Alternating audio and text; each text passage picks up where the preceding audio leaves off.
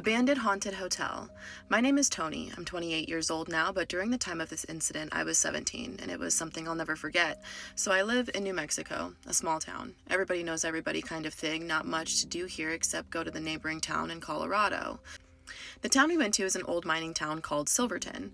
The town consisted of about 4 streets worth of buildings and a railroad. Myself, my brother, his girlfriend, and her teenage daughter, we will call her Allie for the story, went to Silverton to get out of town for the weekend. We walked around each street to get a feel of all the really old buildings. We came across this old-looking hotel. Doesn't look like it has been operating in a very long time. On the outside of the building, there is railing that goes up to the 3rd floor. We go up the railing and go up to the 3rd floor and notice the windows are those types of wooden slide-up windows. We noticed they weren't locked, so we opened the windows and climbed in. Myself and Allie wandered the hotel. All of the old furniture was still there. We would go around taking pictures of all the rooms. Now for the rooms that were pitch black, I would take pictures on my iPod with the flash on. So this was a while ago. We're using iPods. Holy shitballs, Batman. So we take pictures of the rooms. I get down to the basement, and it looks like it was set up for a lounge area. There's a bar, a pool table, drum set, and what looked like a doorway that seemed to head underground but was collapsed. That's important for later. We finish the exploring and leave to go stay at the hotel we were actually staying at for the weekend. I was looking through all the pictures we took, and I noticed the specific room that was pitch black. I took a picture with the flash on.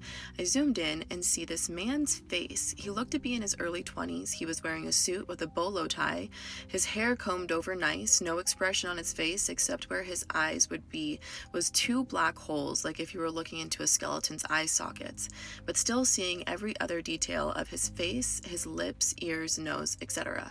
Feeling excited that I actually caught something, I showed Allie, and it being such a small town that night, we walked back to the hotel and we went to go in the front door, which wasn't locked.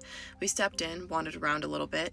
I walked to the back of the kitchen, came back into the lobby, and we heard something upstairs on the 2nd floor. Sounded like something was being dragged up there. I looked at Allie. She looked at me scared, so I asked if there was anything here and if you want us to leave, make a noise. We then heard what sounded like glass breaking, so we took that as a sign to leave and booked it out the door. When I looked back through the window up at the 2nd floor, it looked like there was a black mass crawling out of the doorway, crawling on the wall, going to stand at the ledge of the 2nd floor. I didn't look back anymore and ran down the road with Allie. The next day, we met the owner of the hotel. He actually lived next door to the hotel. He gave us a detailed tour of the hotel during the day. I asked if anything bad happened here, and he said way back in the 40s, there was a fire on the 3rd floor, and people unfortunately didn't make it out.